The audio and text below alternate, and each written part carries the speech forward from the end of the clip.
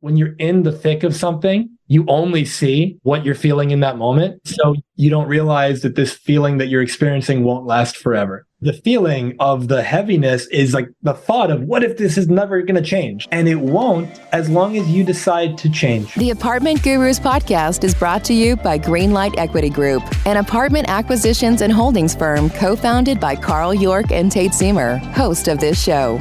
We offer you the opportunity to be an owner of cash-flowing, wealth-growing apartments without the headaches of being a landlord. These assets are recession-resistant, risk-mitigated, offer significant tax advantages, and are a great alternative to the stock market. Ready to check it out? Go to www.investwithgreenlight.com today to book a personal consultation with Carl or Tate. Again, that's investwithgreenlight.com. We look forward to meeting you. Welcome to The Apartment Gurus, where twice a week, host Tate Siemer brings you deep dive interviews with the wisest gurus in the apartment investing industry. These experts are sure to create game-changing value and inspiration designed to catapult your business to the next level. Be sure to reach out to Tate at www.investwithgreenlight.com for access to his investor portal and Calendly link. And now, here is Tate Siemer and the Apartment Gurus. Welcome, everybody, back to another episode of the Apartment Gurus podcast. And I just can't say enough what a humbling privilege it is to do this podcast. And I've said this in different ways before, that just getting to share space with the guests that come on and talk to you guys and talk to me, it kind of blows me away, to be quite frank, the people that come and share space with us. And I mean, today is really special for me, and super special guest, close to my heart guy, and one of the most impactful people in my personal life. And at so many levels, he's my coach, and he's Dr. Jamil Sayegh. I'm going to let Dr. Jamil really describe what he does, because the integration at a holistic level that he brings to his coaching and the guidance and his business and his podcast, which we'll talk about, is so next level. And for me, it was when I hired a coach and I went out on Facebook and asked for references, and I was referred to Dr. Jamil, and I didn't know what I didn't know was available in coaching. The transformational level of, just so amazing to me to look back. We've been working together a better part of 3 years, I think, right? Yeah. So, I mean, no coincidence, that's the period of time that we've really grown our business, amongst other things. But all levels of my life have been profoundly impacted. So basically, Dr. Jamil, he's a naturopathic doctor. He's a trained energy worker. You've been coaching for 25 years, at least 20 years. About 20, yeah. Yeah. Just so a seasoned coach that coaches really high level people, in his words, champions, right? High performers that are up to doing big things in life, living their dream life and making a huge impact. And so the tools that he can bring in the moment to whatever we're working on, it's amazing. So I won't talk too much about how much you mean to me, because I'll probably start crying, but I'll just leave it at that. I'm just so grateful, and I just can't say a whole lot more than that, to be honest with you. So I'm going to hand it off to you and kind of let you give her kind of a purpose, kind of deep dive into that, what I awkwardly set up, or did my best to set up. I'll just want to mention one other thing is Dr. Jamil was on episode 48 of this podcast, which you can get on Apple Podcasts and Spotify. And we really went really deep into his story, kind of how he became who he is today. But share with the audience and everybody who you are today and all the things that you bring and are intentional about creating. Absolutely, Tate. So first of all, man, so much love and appreciation for you. Thank you so much for having me. Thank you for our listeners for tuning in, your time, your attention, your energy. I believe it's our most precious assets, gifts, and you're here with us today, and I don't take that lightly. And so my intention is that today is as impactful as possible for everyone listening, and that there's at least one thing that you take away from our conversation today that you can use to benefit your life, whether it's personal, professional. And so high level example, or rather overview, a little bit about me. I'm a lover of people. Nothing lights me up more than seeing people happy, fulfilled, thriving, just loving their life.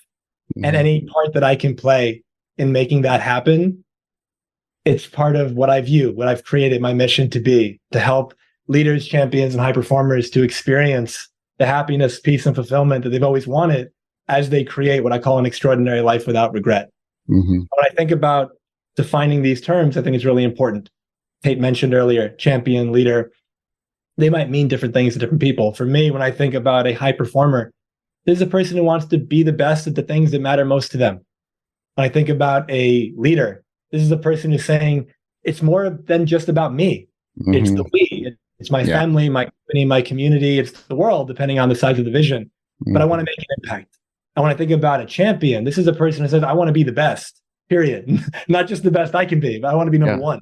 Yeah. There's a certain mindset that you step into in either any of those three. And some people hear my descriptions and the inner voice says something like, oh, wow, I wish I could be that. Or like, that's not me. But my invitation to you is to reconsider, because being a leader, champion, and a high performer is not something you're born as. It's a creation that's moment to moment. It's a daily commitment.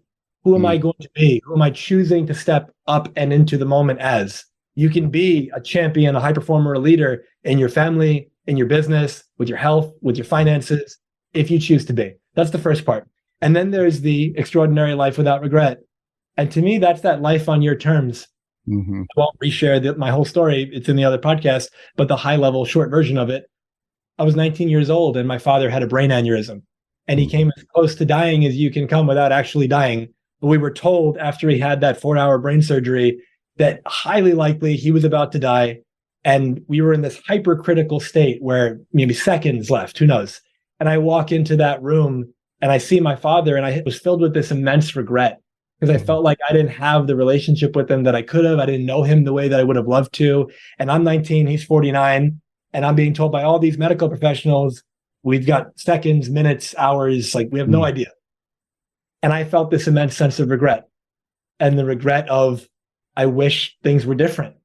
And I was fortunate that I had 3 years before he passed away to right, let's say, that wrong, and change the way I was showing up in the world, change the way I live, change the dynamics of our relationship. And I felt very blessed to have that. Now, not everybody gets that, and I'm aware of that. And at the same time, everyone who's listening, you don't have to wait to go through the challenge yourself if you can learn the lesson from other people. And those 3 years, some of my highest highs and some of my lowest lows, some of my darkest moments, but because the depth of the darkness that I went into, I found the light in that depth, and that allowed me to help other people experience that and go through it in themselves. And so that extraordinary life without regret, what is the life that when your head hits the pillow, if I told you weren't going to wake up tomorrow, you could actually fall asleep at peace thinking, wow, what a life. Not, oh my God, I'm too young, I haven't done enough, and whatever that is. And that's the regret part. And so if you can live a life on your terms, not the life other people expected of you, whether it's family or society or your culture or whatever, when you can look at yourself in the mirror and say, you know what, you're doing good. You're further along the path than you were yesterday, than you were before. You're comparing yourself to who you were yesterday, not to other people, because it's your life. And so you look in the mirror of now, 5 years from now, 20 years from now, is there going to be this progression? In that first podcast, I think at the end of it, I brought this up, but just in case, there's that idea of one definition of hell is on my last day on this earth, the person that I became meets the person I could have been. And so when we can sit and check in with ourselves, am I really pleased? Am I proud of the way I've been living my life? Am I proud of where I'm at right now? Am I proud of what I'm building towards, the actions that I'm taking? If the answer is yes, you're winning. And if the answer is no, I told you earlier, leader, champion, and a high performer are moment by moment commitments, just as any decision that you would make. If you don't like your life the way it is right now, you can step into full responsibility, full ownership, and say, my life right now isn't what I want it to be. I can do something about that. And so bring it full circle. I've been blessed to do this work for about 2 decades now, which has been beautiful. And I look at the work as two people come together and we have a conversation as to what's life looking like right now? What are the problems? What are the challenges? But what are the goals and what are the dreams? And how can we compress the decades into years or even into months? How can we make the 10-year goal real in 9 months? How can we take the problem and the challenge and shift the perception around it, shift how you show up in the world, shift how you see yourself?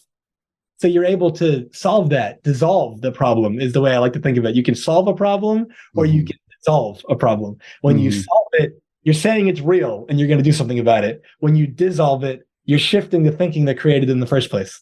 And so when you come from that space, it's just a different way of looking at it. And so my journey has taken me through many disciplines. It started with the coaching around health, around relationships, around mindset. Then I stepped into business. Then I stepped into medical school and working with people in that capacity. Then I stepped into neuro-linguistic programming. And for anyone who's not familiar, just think of it like the user's manual for how the brain or the mind creates experience and how we hold ourselves back and how the top people in the world in various fields, how they do it and how you can model what they do to do it too. And working with people in the world of mental and emotional release work, there's a trauma, there's something that you experienced at any point in your life that's been holding you back. And typically it's subconscious. There's things your parents taught you about the world, about money, about life. There's things you learned about yourself that 5-year-old you made up, that 40-year-old you is now being held back by, and you have no idea. So helping people release that and seeing profound changes in their life. And then I stepped into the world of energy work. And, growing up as, I don't know if it's a New York thing, an East Coast thing, or maybe my dad's side of the family that I grew up around, or all three. But there was for sure a lot of skepticism for me around things like energy work. And as I stepped into it more and more, I started seeing literal miracles occurring. Pain that people had their whole life gone by me putting my hands on them for 20 minutes. And then people having neurological symptoms and they get their brain scanned and their doctor's telling them, look, you've got something really significant, really severe going on. You probably aren't going to survive the next, like a stroke that you're probably going to have in 6 weeks or so, and get your affairs in order. We do a session over Zoom because energy's got no time, no space boundary. We did that. Full on, everything's back to normal, brain's clear. The doctor's saying we have no idea what happened. It's a miracle. It was a progression for me of allowing that skepticism to let go and let go and let go. And it's been one of the most beautiful additions to my life and the people I've gotten to work with over the last 2 years or so. And so right now, bringing it all together, it's ultimately what's everything that I can study, train in, learn, experience that allows me to just help people connect to what I call their true self, who you really are versus who you're pretending to be. I find that we're all, for the most part, wearing a mask, and the mask is saying, who do I need to be special, validated, enough, loved, whatever it is, popular, because we feel at some level that we're not enough as we are. And I remember when my dad passed away and I was at his wake, that was one of the aha moments that I'd been playing small and that I was afraid of rejection, what other people thought about me. And because of that, I was dimming my shine. I was robbing the world of who I could be. And I find that most of us do that, whether we're conscious of it or not. If I say, what would be the dream life? What would you be so enthusiastically excited about? And some people are going to say, I don't know, because they genuinely haven't thought about it. And some people would actually come up with an answer. And it's like, well, why aren't you doing that? And then here comes the story. Here comes all the reasons why you can't have what you want. And for the vast majority of people, the vast majority of the time, the only thing between you and where you want to be is a story that you make up about why you can't have it. And so when you stop buying into that limiting story and start writing a new story, your whole life can change. And so that to me is the name of the game. Shine the way you're meant to, stand in your light, extend it out into the world, make the impact you're here to make, and live a life that's on your terms that you would call extraordinary, that you would call fulfilling. And at that point, nothing makes me happier than that, to help people do that. Yeah. Oh man, I love you so much. I'm so grateful. And hopefully listeners, I know you can hear it. This is a clear space for truth and wisdom and just transformation, right? And to me, one of the gestalt elements of just listening to you and talk about what you're up to and how hard you've worked to bring your greatest gifts to the planet. There's an underlying just love that's present in you. And amongst other things, you're just one of the clearest spaces for that. And the love that you bring to that and creating that spaces that you do for people to step into their greatness, that's a secret sauce. And it's so authentic and it's so real and so reliable. Like over 3 years, like just it's so reliable and so amazing to have that in my life. And there's just so many different places I want to go here. And first of all, thank you for the acknowledgement. Yeah, man. And opening up on what that secret sauce is, at least from my perspective. So I said earlier, leader, champion, high performer, it's a choice. Everything is. And so the ultimate choice that every single one of us makes moment to moment to moment, whether we think we're making it or not, is we are. It's intentional or not, you're doing this. Who am I choosing to be? Yeah. Every moment. Now, love to me, I prefer to describe it as a verb. Loving. Yeah. There might be somebody, like you're listening right now, and there's someone in your life that you say you love. But then my question is, are you being loving to them? Do they feel your love? And sometimes, there's someone listening right now who just got into an argument with their partner. There's someone listening right now who just yelled at their kid. There's someone who's listening right now who's being really nasty to themselves. Like whatever it is, are you being loving? That's a different thing, because loving is about action. It's a process. It's ongoing. It never ends. Yeah. And so if you just made your rule of thumb, your one practice, how can I be more loving right now? How can I bring more love to this moment? That changes everything. And then there's a couple philosophies that are showing up in my mind. The first one is the idea that, and I'm going to speak from my own experience, but this applies, everyone can turn this into their own life experience. I can't help somebody if I'm judging them. And so if I'm coming from a space of judgment versus a place of love, I shouldn't be the one helping you. Because if I'm judging you, I'm in this critical headspace. I'm missing the being that you are. In my experience and my belief, let's say, I look at every one of us as spiritual beings having a human experience. I have a body. I'm not my body.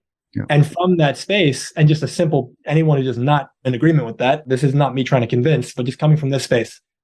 If I were to ask every single one of you as a thought experiment, who are you? You might give me your name. And then if I were to say, okay, but what is a name? A name is a label. It's something that you put on something. When you were born, you didn't have a name. The name was given to you. You pre-existed that name. You could change your name, and yet you'd still be here. So you're not your name. And then I say, but a name carries with it a story. So this is the way that Jamil is. This is the way that Tate is. Derek is just that kind of guy. Mary's, she's not really that kind of person. And we live into that story. This is just who I am. That's the limiting story we make up. Yeah. And so we say, I'm not my name, but I'm not the story either. And then we go, well, I'm what I do. And you say, oh, I'm a real estate investor. I'm this, I'm that. But you can change what you do. And you're still you. And you didn't always do that. And you may not always do it in the future. So you're not what you do. You're not your name. And you're not your thoughts and your beliefs, because those change all the time. Yeah. Thoughts come and go. You remain. Beliefs come and go. You remain. Somebody listening, maybe when they were growing up, they believed in Santa Claus. They believed in the Tooth Fairy. Maybe I did. Yeah. I was a Santa Claus guy. I was Team Santa all the way. And so in that space, though, there's beliefs that you had back then that you don't have now, whatever they are. And there's beliefs that you have now that you won't have in the future. And so just like back then, you clung to those beliefs so much, you knew they were true, but they weren't. There's beliefs right now that you cling to be true with everything that you are, and they're not true. And you'll find out at some point. And so coming from that space, you go, I'm not my name. I'm not my beliefs. I'm not my thoughts. I'm not my personality. That develops over time. And then when you strip all of it away, what are you left with? Well, you're left with a physical body. And then you go, well, I'm this, for anyone you're just listening, I'm like touching my body right now. I'm this. But then you go, okay, but you have any memories from when you were a kid, maybe? Any memories from like decades ago? And you go, yeah, cool. There's not one aspect of your body at an atomic level that's the same as it was then. And yet you still identify that old version of you as you. You say, that was me when I was 6, and that was me when I was 10. I got the memory right now. I can close my eyes and go right to it. But your whole body's turning over. Every year, your body's brand new. And so when you sit there and you go, I have a body, but I'm not a body. I use the metaphor of every year you get a brand new car, a new model, but the driver is the same. And depending on where you are in the world, your culture, your religion, you call that driver different things. Whether you just call it life, soul, God, Brahma, Atman, whatever you call it, that's you. And so when we play with that idea that this is the real me, and how have I been blocking that? Like there's a story of the golden Buddha. This is in Tibet, I believe. It was this giant golden Buddha statue that when the invaders were coming in, The people who lived there fled, but they didn't want them to take the statue. So they covered it with all this mud and sticks and like nature stuff. And basically when the invaders came in, they didn't even think twice. They didn't touch this massive statue because they just thought it was just dirt. It was basically mud. And then years later, maybe even decades later, I forgot how long, but it was a long time after, people were coming back and they were looking around and they see the statue and no one thought anything of it. And then one day, eventually, somebody kind of rubbed up against it by accident and some of the dirt fell off and they see gold. And then they uncovered the whole thing. And then they see this massive statue, which I forgot the exact amount, but it's worth a ton of money. And you see this thing and you go, that's a metaphor for every single one of us. You got this golden Buddha that you are. You got this golden, valuable, infinitely amazing thing that you are. And we cover it up with the dirt. We cover it up with who we pretend to be, who we think we have to be, because we don't think we're enough as we are. And when you can let that go and step into the greatness that's available to you, moment by moment, as just pure potential, pure possibility, who will I choose to be? So we started with being loving. Then we went into, I can't help somebody if I'm judging them. And then the next thought that I had is this idea that in neurolinguistic programming, one of the, think of it like the foundational principles, people are not their behavior. People behave a certain way. You can love the person and change the behavior. But if you think the person and the behavior are the same, then you're going to associate the two. And because you hate the behavior, you're going to hate the person. But if you can realize every single person in the world, just to make it extreme, even the people that have done some of the most heinous, worst things in the world, it's not condoning the behavior at all. It's not justifying what they did. It's coming from a space of understanding that people do what they do because the thinking they have in the moment that appears real to them. Every time you did something in your life right now that you look back on and you go, oh my God, what was I thinking? Why do you say that? Because in the moment, you thought it was a good idea. Moment, it seemed like the right thing to do. But now you look back and you go, I would never do that now. Well, great. That's the first sign that you've grown. You're not the same version of you were back then. But just like everybody else, that happens too. So then you go, wow, this person right now, I consider myself more of a spiritual person and not very religious. But there's a quote in the Bible, Jesus on the cross, and he says, Father, forgive them, for they know not what they do. And I think that's such a beautiful expression of what I would call love. Because it's coming from a space of, regardless of anyone's religious or spiritual beliefs, just sit in that quote. It's saying, here I am getting killed by these people. Like I'm asking what I believe to be my spiritual father, forgive them, because even though they're killing me, I know in their mind, they think this is a good thing. In their mind, they think that I'm the guy in the wrong.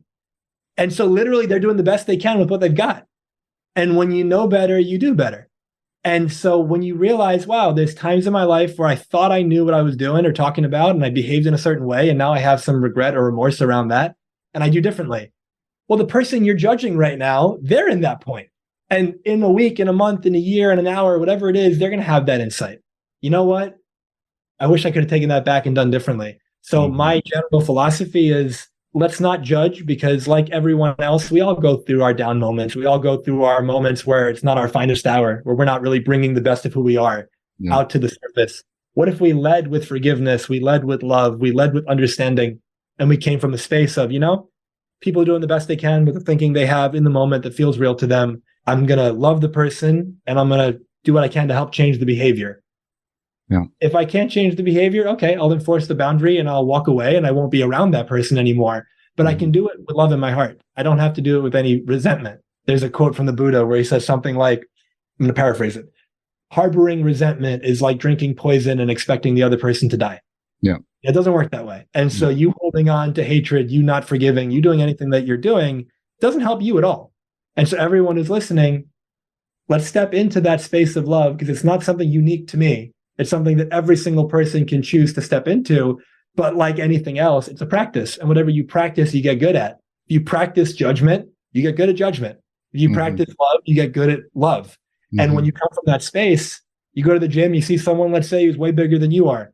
How'd they get that way? And before you go, steroids, you put that to the side. How'd they get that way? Consistent workouts. How'd they get that way? The right amount of food for their body. They're doing what they got to do to build. You can judge them for it, or you can say, oh, wow, okay. They've worked on those muscles more than I have. And now, do you want to get better? And then if you want to get better, last point, I'll throw it back to you. There's a fun little story. One of my mentors shared this with me. He has a son, and his son was playing baseball, and his son was really not good at it. And so his son says to him, I'm going to quit. And he says it to both the parents. And the son's probably like 8 or 9 or something. And they go, why do you want to quit, buddy? And he goes, because I suck at baseball. He's a coach. And so the mom looks at him like, this one's on you. And he says, not what you would think. He doesn't say, no, you don't. You're great. That's not coaching. That's just like rah-rah. He says to the kid, yeah, you do. But here's the question. Do you want to get better? And the son just like has this aha moment of he genuinely didn't realize in the moment that that was a choice. Well, wait, I can get better? Yeah. He's like, this is what we'll do. Every single day, you and I are going to throw the ball like 50 times. You're going to bat 50 times. And then you'll be in the outfield and I'll hit balls to you 50 times. If after 1 month you still want to quit, you can quit. After a month, he was the best player on the team. Nice. And so it's like, are you willing to put the practice in? The time's going to pass anyway. You're alive right now. If you're not happy with any aspect of your life, let's do something about it. However small the action, it compounds over time. Yeah. Yeah. I mean, so to me, there's like a couple things. I want to bring this back to like talking about being an entrepreneur and a leader and a business owner and creator, and because there's so much access to power here. But I studied psychology in college and have done decades now of work, personal development work at pretty much every vehicle that I could get my hands on. And one of the things that I see, and you and I haven't like really talked about this in these terms, but like about 8 years ago, and this is kind of getting personal, basically from college, like early college to 8 years ago, which was a long time in my world, 25 years plus, I had a fair amount of anxiety and depression. It was like at times debilitating and very, very disruptive. And amongst other things, it felt horrible.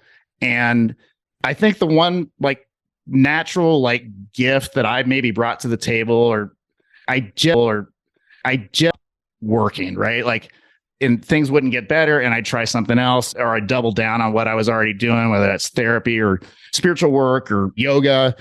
Now, I was 13 years practiced Bikram yoga, and that was huge and is related to this. But like, long story short, about 8 years ago, like, first of all, I had like probably the worst ever experience of all that. It was like my dark night of the soul. And I mean, there were other like dark nights of the soul. This was it. Like, this was rock bottom. And it's not like there was anything wrong with my life. I had a successful business, great friends. Like, on the exterior, there wasn't like crisis going on, right? And it was just lack of wellness. And I just like multi-pronged approach this thing and got all the help I could from everywhere I could, including like working with like a spiritual shaman and doing like some pretty out there sort of therapies, past life regression stuff.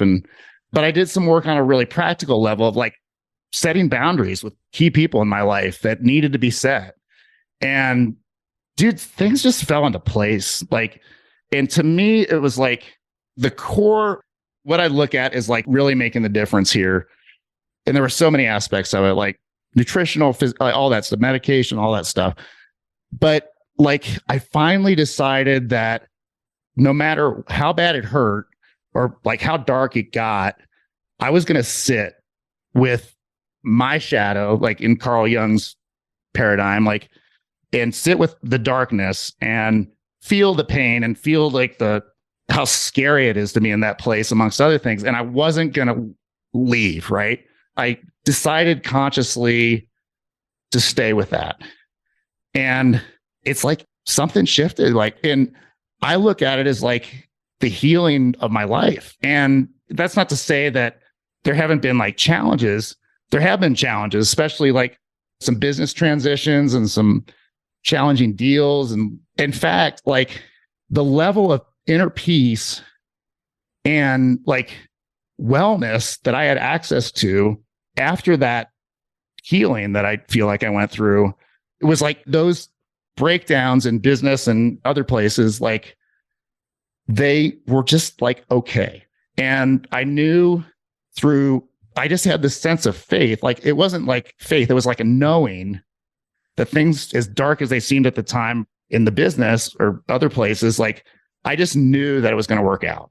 There wasn't a doubt in my mind because I was well, right? Like I had a sense of emotional wellness that I didn't have before for my whole life. And basically the way I describe like the last 8 years is there's just like this sense of quietness inside. And there's a sense of unconditional peace that I have access to. And there's a sense of like alignment with who I am. I don't ever think negative thoughts about myself anymore, or I certainly don't ever speak them.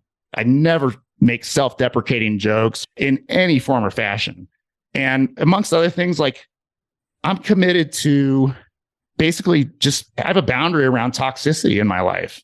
And whether it's my own, and like we're never done working, right? I'm not saying I'm done growing and learning, and I'm still investing heavily in my personal development, but it's different now. It's like, it's not about fixing anything anymore. It's not about like healing. It's not about trying to figure out what's wrong or make changes from that point. This is like, I've got a clear space to create whatever I want from, because I was willing to sit with my shadow and my darkness and integrate it. And I actually don't remember ever like really deep diving with you into that whole process. I know you're privy to like probably a lot of those details. And so like to kind of bring it full circle, and you're hearing like some of my like life listeners, you're hearing like kind of some of my deeper like views of life, right? But I think like coaching and mentoring and being a healer, an energy worker of any kind, to me, like the core mission is setting people free.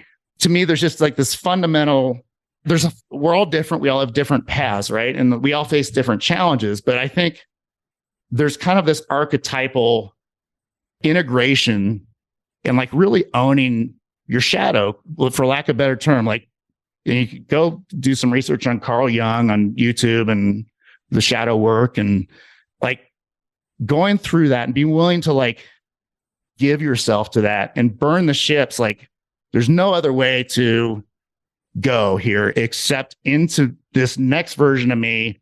And amongst other things, I said before, I didn't know what I didn't know about coaching, what was available. I didn't know what I didn't know about how good life could get. Right. And I feel like part of my role as a leader and a coach and one-on-one coach, mastermind coach, et cetera, is to basically shine light into the options that people don't know they have. Right. And you were talking about the people that commit atrocities are in a lot of pain, right? Amongst other things, they're unconscious because they haven't integrated the darkness into their world. I've got another place I want to take that, but I'd love to hear what your thoughts are on all that. Yeah. So first of all, man, thank you so much for being willing to go there and to open up and share vulnerably. And there's a lot to unpack, but I think this will be really valuable for our listeners. And so I think we all have our moments, especially as entrepreneurs on the journey of having some darker moments, whether it's something diagnosed of like a depression or an anxiety, or whether it's just a general sense of heaviness or worry, fear, or things like that. There's a bunch of things here. First, keep in mind what Tate just talked about. I didn't know how good life could get. And so notice that when you're in the thick of something, you only see like what you're feeling in that moment. And so you don't realize that it's going to get better. You don't realize that this feeling that you're experiencing won't last forever.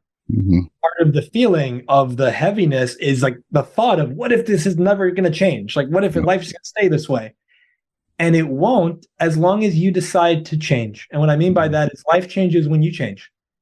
Because your experience of life, think of it real simple, input, output. If the input stays the same, you get the same output. But if the input changes, the output has to change.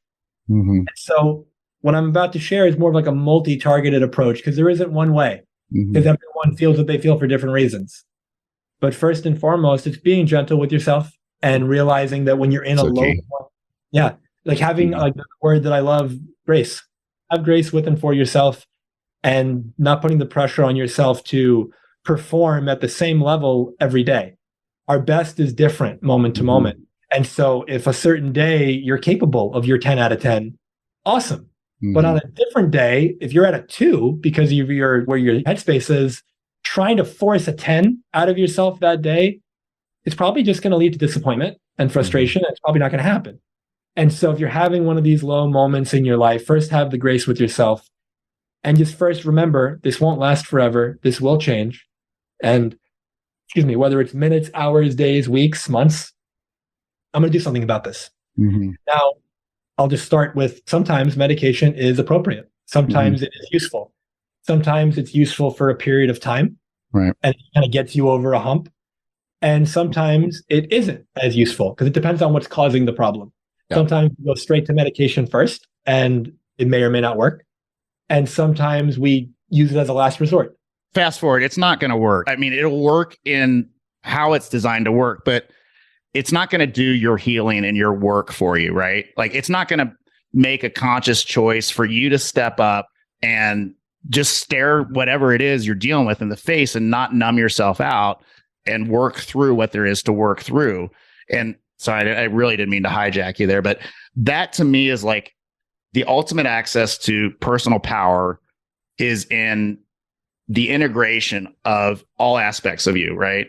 And if you're not okay, or you're not even conscious of certain things in your world that are in your subconscious or wherever else that are like actually kind of running the show, there's no freedom there. There's no personal power there. And so as an entrepreneur, like to kind of bring this full circle back to what I see as like an entrepreneur is ultimately like the juice in being an entrepreneur for me. I mean, there's time freedom, financial freedom, geographic freedom, and that's like super exciting to me. But like ultimately, it's like the most profound opportunity that I think there is for certain people and certain personalities and certain souls that are up to big things. But it's the ultimate opportunity for like self-actualization, number one, stepping into like a version of yourself that you don't even know how powerful and good you can be and how meaningful life can be and what an impact you can make, and getting to like be the highest and best version of yourself, right? But to me, like just in my path, and this will like resonate with some listeners and not with others, but like chances are there's like hang up, and I still got hang ups. There's still like subconscious things that are pulling some strings in my life that I'm working on. So to me, there's like this core level work that an entrepreneur, if somebody wants to go big, like with their business or any other place in life, to me, it's like all about integrating, right? And part of that is integrating the shadow and owning like full responsibility for who you are and that you're creating all of it, right? Every story, every ounce of meaning that you see inherently or externally, like you're the creator of all that. And ultimately you're fully responsible for it. And consider like that's not necessarily objectively true, but it's like the most powerful place you can live from, in my opinion. Yeah. And so I want to add a little bit of nuance to what I was sharing before. So there are certain people in our world today who, let's say, they're making impact, they're very productive, they're living beautiful lives. And to some people, it might shock them to hear that maybe they were depressed in the past. Yeah. And some of those people, let's say, were so depressed that they were maybe contemplating suicide. Some of those people, the medication for a brief period of time is what actually helped them stay alive. I'll just say it saved my life. Like it totally saved my life. Yeah. Yeah. So with that in mind, sometimes pharmaceuticals very useful. I'm not personally a fan of being on them forever because I think that, like Tate addressed, that isn't getting to the cause of what's going on. Right. And they can be very useful in the short term if it's bad enough. Now, if it's not that bad, then it's like, okay, well, what else can I do? Well, first, let's address some of the basics. Very often, when we're feeling anxiety, we're feeling depressed, we're feeling down, especially after COVID, there's like this isolation that so many of us experience, whether as entrepreneurs, maybe you work from home, or maybe you're just not out and about as much, you're not surrounded with as many people. Human beings are social creatures. And so when you've got a sense of isolation, when you don't have that sense of community that you feel like you can open up to, share stories, like give thanks and gratitude, just touch, like that goes such a long way. And so are you isolating way more than you probably should? And from that space, how can you correct that? How can you be more social again? That can go a long way. Then you think about the food. Very often the food that we're eating, depending on the health of our gut, and this is like obviously a way deeper nuanced conversation, but if you're eating foods that are increasing inflammation in your body, you can increase inflammation in your brain. And That's they've got depression right there. Yeah. they have studies that show that if you give someone who's depressed anti-inflammatory medication, their depression symptoms get better. Yep. And so from that space, it's like, okay, how can I decrease inflammation? Diet's one way. Yeah. And so you think about diet, you think about community, you think about where's your headspace and your focus most of the time. And I say this with so much love and respect for our listeners, because I don't know your stories. I don't know where you're at right now. And so please hear what I'm about to say with the openness that it could be true. Very often when we're in a space of depression, we're focusing on ourselves. We're focusing on all the things that we're not getting and why life isn't going the way we want it to go, and all the things that are wrong, broken, dysfunctional, etc. Yeah, it's victim mode. It naturally lends. Yeah. But what we're not doing in those moments is focusing on how can I contribute to other people and make their life better? Because at the end of the day, not only is that how you make money, but that's also how you shift your emotional state where you feel so much better about yourself and about life. If you can look for somebody who's suffering maybe the same way, worse than you are, or different headspace, maybe they're homeless, maybe they got this, maybe they got that, whatever it is, if you can make anybody's life a little bit easier, the ROI on that is absolutely incredible. So just bringing it all together, just a couple quick like kind of hacks for it. Before we think about shadow work and all the deeper stuff, all right, am I at a point right now where I'm seriously considering checking out? If I am, might be useful to see somebody about that and get on some medication for the short term so you don't feel that way anymore. Now, if you're not that deep, then you can go this route. And then if you are on the medication, you can still go this route and then wean off the medication with the doctor help. But we've got, am I hydrated? Am I eating food that actually is supporting the health of my body? Exercise. Huge. Yeah, which is different for everybody. Exercise has been shown to be as effective as Prozac. And so you can sit there and say, okay, am I actually getting my heart rate up? Am I getting sun exposure? Huge for that. Huge. Sun exposure is magical. And nobody really talks. I mean, some people do, but that's kind of not in the mainstream. Sun exposure in the morning is money. Exposure, especially morning, and throughout the day though, but sun exposure, exercise, community, touch. Am I exposing myself to something that allows, some joy and some laughter? Do I have a clear goal that I'm working towards? Because if I am, I will start to notice progress. And as I notice progress, there's a sense of excitement that builds up. If I don't have that clear goal and I'm kind of aimless, then it turns into kind of like a what's the point kind of thing. So when you can bring it all together and then you shift into focusing on other people versus just focusing on yourself, what can I give versus what am I not getting? And when you bring all that together, it changes your life in a powerful way. And then also think about this. I brought up the mask earlier. If you're feeling heaviness, you're feeling depression, sadness, anxiety on a consistent basis, it's different if it's like every now and then. That's called being human. But if it's like predominantly like your life, are you wearing a mask where you're not actually living the life that you know you should be living? So a simple question that everyone can ask themselves, am I being the me that I believe I should be being? And if the answer is no, then it's like, why am I doing what I'm doing? What's been driving this behavior? Who am I trying to please? Whose approval am I trying to get? And sometimes, not every time, but sometimes that's the answer.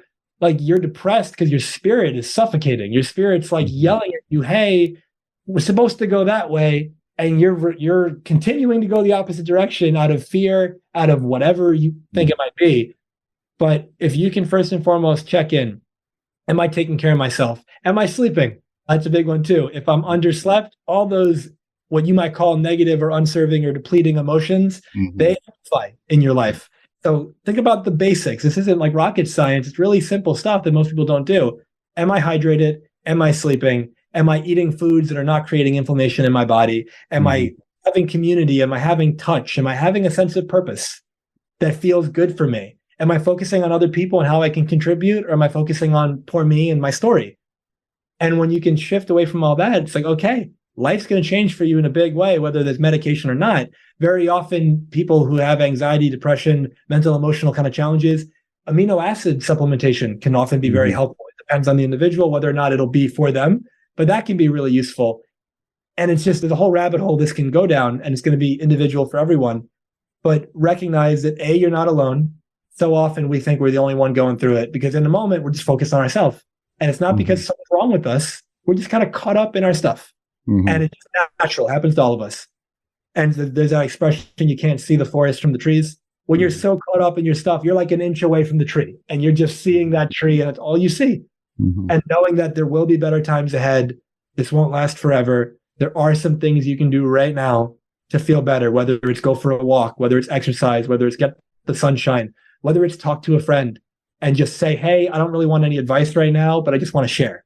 Maybe I just feel the need to be heard. Or maybe I do want advice and you find someone who's qualified to give you that and you can ask them some questions. But when you get off yourself and you get on other people and you get onto purpose, it's incredible how quickly your internal state changes. Quickest ways to do it is changing your body. And that's where it's like, get the heart rate up, get the exercise going, start sweating, move your body in such a way and change your posture, change all of it, change the way you're breathing. It's incredible how quickly the mind catches up to that. And so just again, you're not alone. There's plenty of people who would love to help you. And many of them you already know. And so reach out, don't isolate yourself, and come from that space of just knowing the best of my life is ahead of me. Because I think we often drop it, regardless of our age, we often drop into this belief that the good old days and like the best of our life is behind us. I think that's one of the most destructive beliefs you could have. If you're reading a book and there's all these chapters and you're halfway through the book, you're 80% through the book, and I told you, yeah, the rest of the chapters just kind of suck. Why would you finish it? Like, what's the point? But what if I told you every chapter has something powerful? Every chapter has a lesson. Every chapter has something hard-hitting that's going to be so beautiful, so contributive, so transformational. Then you're excited to read it. There are people who are 80, 90, 100 years old, and they're still finding ways to create new experiences for themselves. They're still going on trips. Like, I think it was, what's that lady's name? The Golden Girl, the one who passed away, 99? I can't remember her name. I wasn't a Golden Girl guy. It'll come to me. This woman, 99 years old, she went skydiving in her 90s for like, or bungee jumping, one of the two. It's like, most people don't think to do that. They get older, and they just think, oh, I'm going to retire and I'm just going to sit there. Yeah. But the statistics show that at least with men, within 5 years of retiring, the average man dies. Because if you don't feel like you have a sense of purpose, if you don't feel like you're contributing, if you don't feel like your existence is meaningfully doing something, it's kind of like what's the point? But if every day you can look at your life and you could say, how could I contribute, make the world better? And then great, make money doing it too. Like, make a business out of it if that's what you want to do. If you're an entrepreneur, that's the name of the game. Yeah. It's like, how can I make people's lives better?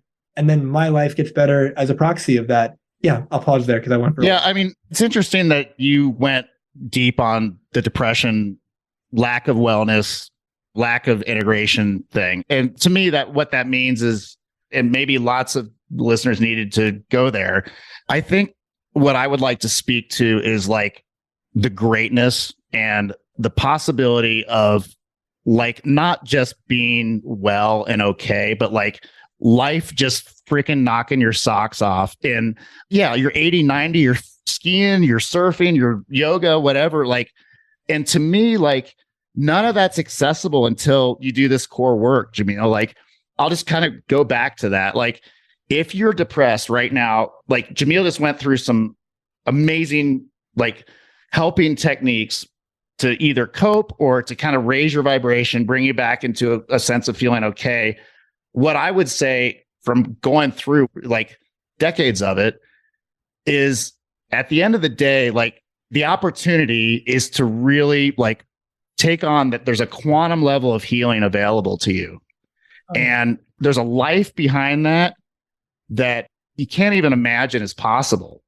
And I'll just bring this back, and we kind of need to come full circle. We're running out of time, but like this is the Apartment Gurus, and we're all entrepreneurs here. Like everybody listening to this is like, and to me, an entrepreneur again, like is like stepping into being a high level entrepreneur and a successful entrepreneur and business person, like calls forth you leveling up. And like, there's the opportunity. And I'm not saying you're wrong if you don't, but like the opportunity is so huge. And like, that's the light that I want to shine in this world is like, not only like, does life not have to suck, but life can like really be good.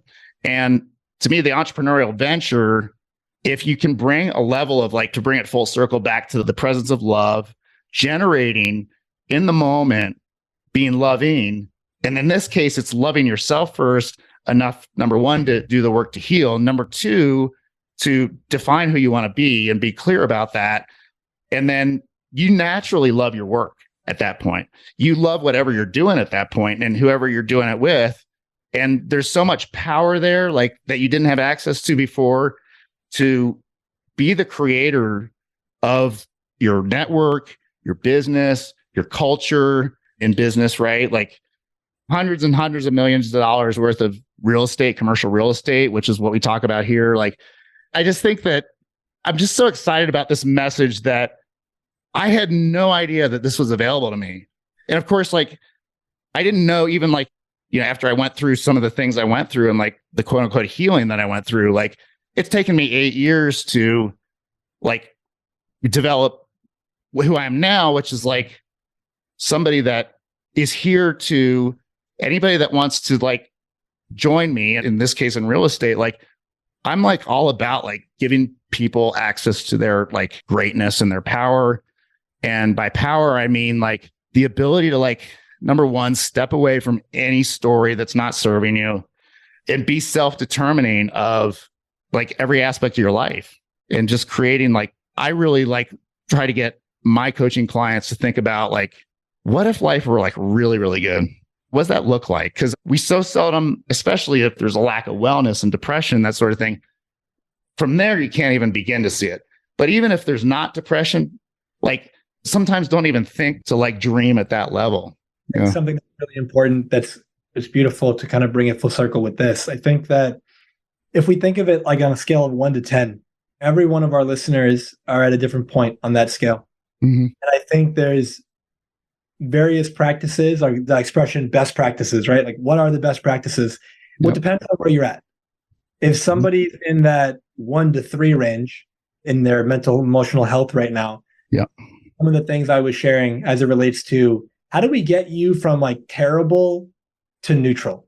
How do we get you from terrible, like life sucks, to, okay, like I feel decent? Or I don't even care. Like even just to move into apathy is a positive step in the right direction. I'm with you on this. From that space, it's difficult in my experience if somebody is at a 1 to get them to a 10 in one step. But if we were to say, all right, so there's some people listening that are in that 1 to 3, let's say, range. So you do the foundation, like they're called the fundamentals for a reason, right? So we do the fundamentals of health. And now you're at a point where, okay, I'm actually pretty good today. I feel better than I felt in a long time. And maybe I'm like a 4 or a 5. And then from that place, it's like, okay, what would be great? Like, what would be a life that you would love? What's life look like the next step better than it is now? What would be a goal? What would be a contribution that would be really exciting? And then maybe we said earlier, you do what you do because of the thinking that you have in the moment that feels real to you. So when you're at a level 1, you're not thinking like a level 10. No. And so at level 1, you're never going to be able to do the level 10 stuff because you don't see life that way. But at level 4, the possibilities just aren't even there at level 1. Yeah, exactly. Yeah. And then for our listeners that are in that 4, 5, 6 range, now it's like, okay, I am so much more than I think I am. And there's a level of greatness that's available to me as a possibility. But like the whole champion high performer thing, it's a choice that I make moment to moment. And if I have grace with myself in the moments where I don't choose that, it's like you fell off the horse, you get back on. Yeah. If you fall off the horse and you just sit on the ground and complain about it, you're sitting there, the horse is sitting there, you're not making any progress. But if you get back on, now at least you're moving forward on the path and you can learn what was it about that made me fall. And that's an idea of the shadow work and the integration work. And what can we do to release the mental and emotional baggages and the traumas and the beliefs that you have about yourself that don't serve you. And that to me is like anywhere from like 4 to 7. Mm-hmm. And then when you get to that 8, 9, 10, now it's like subtle tweaks. Now it's like you want the coaching, you want the support because you're going, I'm already like winning and I am going to get where I'm going. Yeah. But I want to see the things I'm not seeing about myself and about the situation because they're just too close to me. I want to optimize. I want to make certain tweaks that actually are the small things that make the massive difference. And so I think that I'm glad that our conversation went this way because some people that are already at 8, 9, 10, 7, hearing about sleep and nutrition and stuff like that, they might have already have that like down pat and they're going, I know this stuff. But there's somebody else that's going, oh my God, like something actionable. I can do that. Because like they need something to help them like right now. Yeah. And so I think that at the end of the day, look at that scale that I'm making up, like 1 to 10. Where am I right now? If I'm in the midpoint and up, let's focus on who do I want to be and the actions I can take and serving other people and focusing on like the tweaking and the optimization and the shadow work and the release work. Yeah. If I'm in like the low point, 1 to 5, now it's like, okay, I need to get my own space right now. It's like there's that question. I think I heard it from Jordan Peterson, but he didn't make it up. But it's like, take care of your own house first. Clean up your own house. Make sure it's in order. And so when we can do it like that, it's like, okay, if I'm in a bad space, I can get better based on our conversation today. And if I'm in a pretty good space, I know how to make it even greater. And if I'm in a great space, then I know I'm probably doing exactly what I need to be doing. And now it's just reiteration of more of the same, which is a good thing because it reinforces what got you to where you're at. Yeah. Usually it's going to keep supporting you. And there's that expression, what got you here won't get you there. And so you might be a 9 right now. And to get to a 10, you might need some additional support. Because if you could be a 10, you would be. I love the David Goggins thing about like when you think you're at your max, you're really at probably 40%. Yeah. So I would consider like if you take an honest look at yourself and you're like, yeah, I'm a 9 or I'm a 10, like, okay, so from there, how good can life get? Yeah. Maybe you're at a 4 and you think you're at a 10, but like, or maybe you're at a 10, right? How do you like 10x that?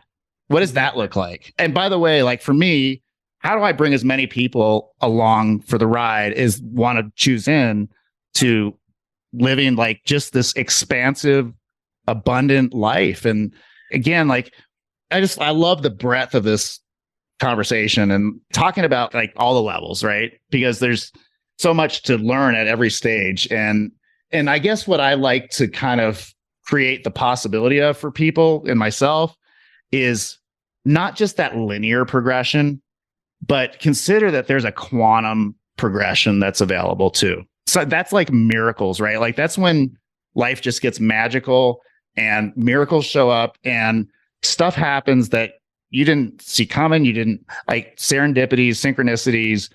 And I don't know, life's just to me, like having lived through what I lived through and now creating powerfully who I am and what I want to be. And more importantly, like getting to like shine like the light of just goodness and love into other people's lives and getting to be a part of their journey as a coach. Like this is definitely, I love doing deals. I love building real estate companies and in our portfolio, but this whole thing, this discussion, this like space to, again, like just be powerful and creative inside of is the coolest thing I've ever done, Jamil. It's like, aside from, and the podcast is right there. Like the podcast, up until I launched coaching last year, the podcast was the coolest thing I've ever done. But this is just like, it's so next level for me. I'm so happy. I'm just grateful, man. Yeah, man. Yeah. To your point, the invitation of it can always get better. I've had people at the start of our work, they were ranking different areas of their life in terms of their fulfillment with it right now. Mm-hmm. And I've had people give an 8, a 9, a 10 to an area in the beginning. Mm-hmm. And then at the end of our work, they reflected on it and their life was so much better in these areas. Yeah. And the area that they gave a 9 to initially, they gave a 6 to at the end. And I said, interesting, explain the 6 to me. And they're like, oh, well, for these reasons. But they're comparing it to where they are right now. Mm-hmm. So what they used to call a 10 is a 6 now. Yeah, because there's this possibility of like, exactly, like sometimes we don't know how good it can get, right? Like, and to really access that, like, I mean, just not that this is necessary, but like to fully appreciate that, for me, like I had to go through what I went through to like have as much gratitude for how good life can be on the other side of that, right? And I'm sure there's a number of lessons I'm here to learn and soul level, but that like, to me, that's kind of been the arc of, I just turned 50. That's been like the arc of the first half of my life. Yeah, absolutely, man. And so everyone is listening, remember, regardless of the way life is right now, it'll change. And regardless of how dark it seems to be, mm-hmm. there is still light out there. And more importantly, you are the light. Yep. So when you're in the darkness, it's just remembering that you are the light and that you are the creator in that sense that you have the opportunity to create your life and to take action in a meaningful way. And sometimes you're able to do the quantum leap, and sometimes it needs to be like, what gets me out of bed? Mm-hmm. And regardless of where you're at, there's something that we've discussed that can help you. Yeah. And so blessed to have this conversation with you, Tate, and so grateful for our listeners. I didn't know, obviously, any direction this conversation was going to go. I didn't either. This went where it went, man. Grateful. I know a lot of entrepreneurs do feel isolated and alone, and a lot of them do get to these dark spots, and they don't feel like they know how to get out of it, and where they feel like they're the only one going through it. And I hope our conversation showed them that every single person has those moments. And if you can open up, like Tate shared vulnerably in our conversation today, if you can open up with somebody and share, this is my story, this is some of the lessons I learned from it, and then they share some of theirs, now you've got this intimacy, this depth of connection. I love breaking up the word intimacy into me, see. You're seeing into me. And when you see into somebody else, there's a level of connection that's created that not only is beautifully human, but it's beautifully healing. And so from that's why people have so much success when they join a group and they're in a circle and they're just like sharing their challenges, their pain, and it's like a safe space, and they feel like they're able to let it go. Now, you don't need a 20-person circle. You can do that with one person. You could do that with a journal. But whatever it is for you, like, please reach out, please get help, please do whatever it is you need to do. Take care of yourself, because there are a lot of people that you haven't met yet that are counting on you. And the impact that you're going to have in their life. And there's a lot of people in your life right now that will be dramatically benefited by you being the version of you that you're meant to be. Yeah. To me, that's like the greatest gift that any of us can give the people that we love and that love us and the community around us and the planet, like, is a healed, integrated version of highest and best version of ourselves. Right. And like, I say that with no judgment to the path. Right? Like, where you're on the path is perfect. And there's a song I know, or artist Trevor Hall has a song called You Can't Rush Your Healing, right? Like, some of this has to happen in its own time. At the same time, I think once you catch a vision for what's possible, and like at the core, I would just suggest this, and kind of in conclusion, listeners, is like, my opinion is, you like, as an entrepreneur stepping into leveling up in your business, anything that's not consistent with you leveling up is going to show up, right? Like, that's just how life works. And you declare a possibility, a new vision, and there's going to be stuff that's just not going to work inside of that. And there's like almost an art to this. And there's also like a co-creative aspect to this. And not to get back to like the too spiritual, but like some of this is like, it's mysterious, man. Like, at the end of the day, for me, like, I don't understand everything that happened in my world, and I don't need to. Like, I get to experience the result of it. And so, like, to me, like, my focus now, up until then, it was like looking backwards, like trying to really understand and heal and bringing compassion to parts of my story and my history and my past. And just to like emphasize what Dr. Jamil said about like just grace, giving yourself lots of grace, no matter where you are in this process. Like, that was a missing for me, I think, for a long time. And then I had a really great coach like 2007, 2008 talk about basically the drunk monkey, right? The monkey mind. And his approach was so beautiful, because it was like the drunk monkey in your head, it's the machinery, the scripting that we have in our head that makes up meaning and makes people wrong and is critical. Like, I think most of you know what I'm talking about, but his approach was, it's doing its thing, right? There's nothing wrong with doing its thing. It's like a toddler. You're not going to like squash a toddler for being a toddler, right? In fact, if a toddler is having a temper tantrum and is in pain, you're going to comfort it.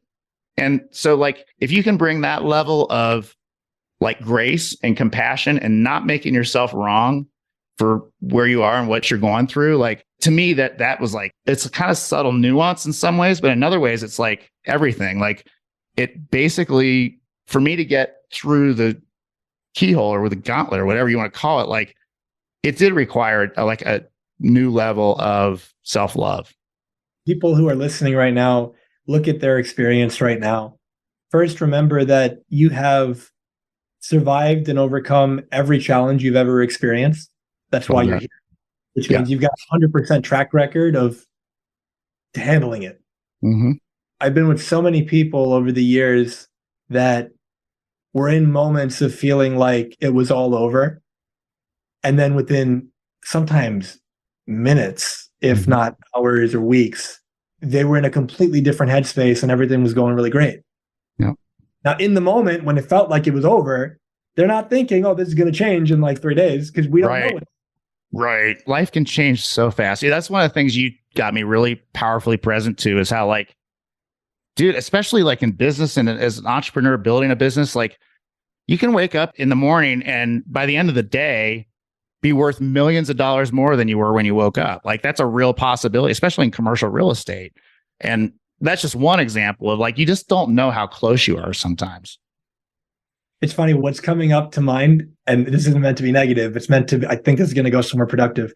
And you could also wake up in the morning and by the time you go to bed, be worth millions of dollars less. Yeah, totally. Place of realizing, okay, I don't know what's going to happen. So what's my best bet? My best bet is to be in this present moment and create this present moment as powerfully and beautifully and gracefully and impactfully as I possibly can. Yeah. And continue to reflect on my life up until this point and learn any lessons there are to learn. A question that I've shared with you a million times, and all of my clients are familiar with this, kind of my go-to question. How am I creating this? Yeah. You look at your life right now and you played a part in whatever it is. Yeah. And when you say, okay, what role did I play? What action did I take or didn't take? What did I say or not say? How did I tolerate? How did I perpetuate it? What did I do? Yeah. Because when I learn it, I can shift it and not do it going forward. Yeah. And when you come from that space, you just keep spiraling up. And that doesn't mean that the bank account keeps going up. That can change. You can go bankrupt, but you become a higher level of version of you in the moment, or in the process rather. And then when you make the money back, you're in a better place than you were before. So let's not judge our journey. We don't know why the path is unfolding the way that it is. Yeah. But if we can end on the idea that let's play with the possibility. I can't say this is true, but it seems to be true in my experience and many other people's experience. Let's play with the possibility. Things happen for a reason. So you're listening to this podcast for a reason. And some of you are in that 1 to 5 space that I was alluding to.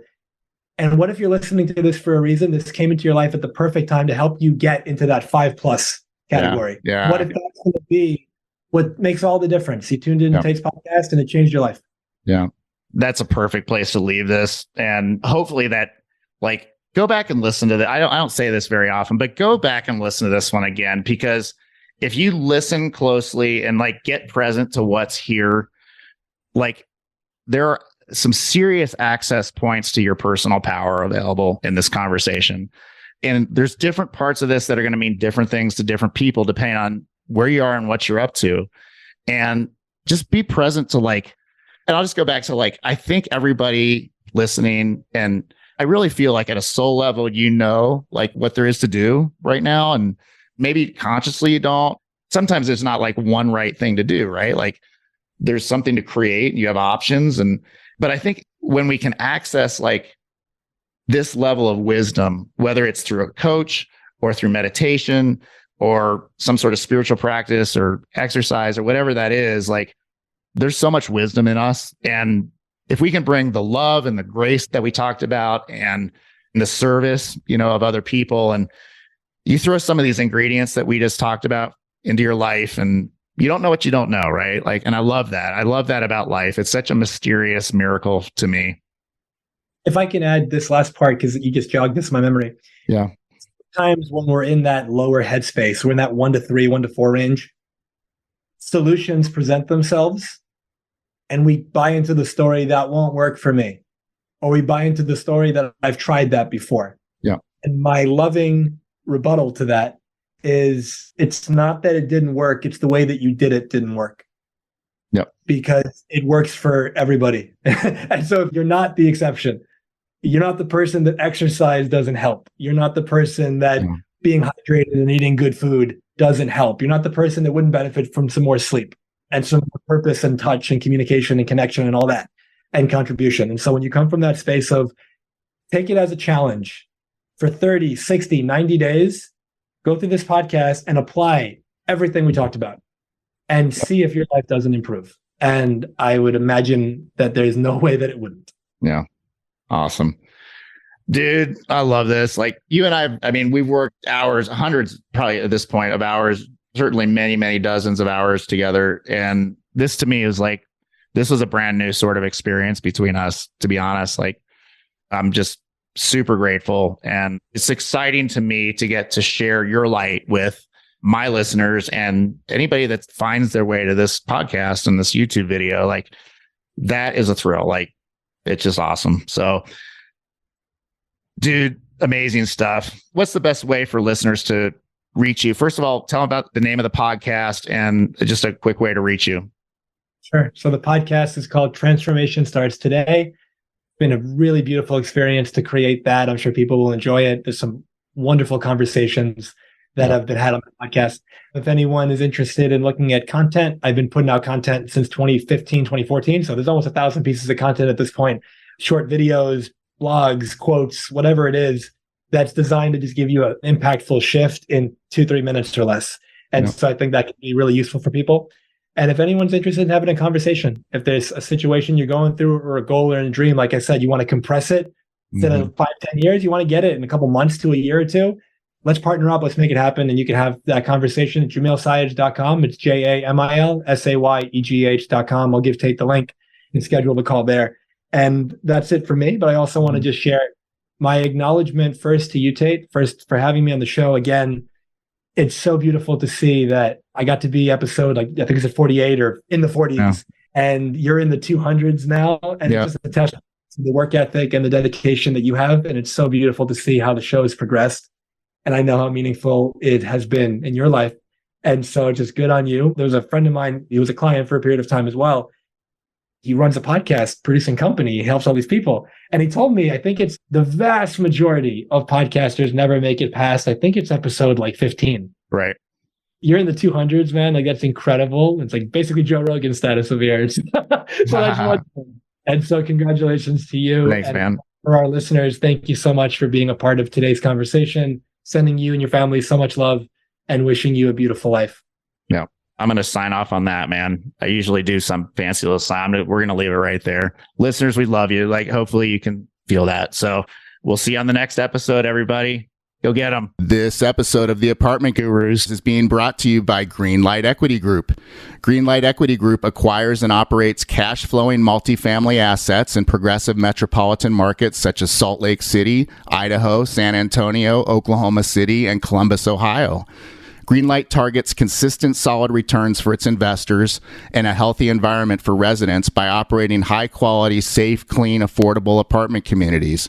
To learn more about Greenlight and to sign up for the investor list, go to www.glequitygroup.com. This has been The Apartment Gurus with Tate Siemer. If you enjoyed this episode, be sure to subscribe and leave a rating and review on your favorite podcast platform. To contact Tate, go to www.investwithgreenlight.com for access to his investor portal and Calendly link. He loves to hear from you and thanks you for being a valued listener. Just a reminder that you are the guru. See you on the next episode of The Apartment Gurus.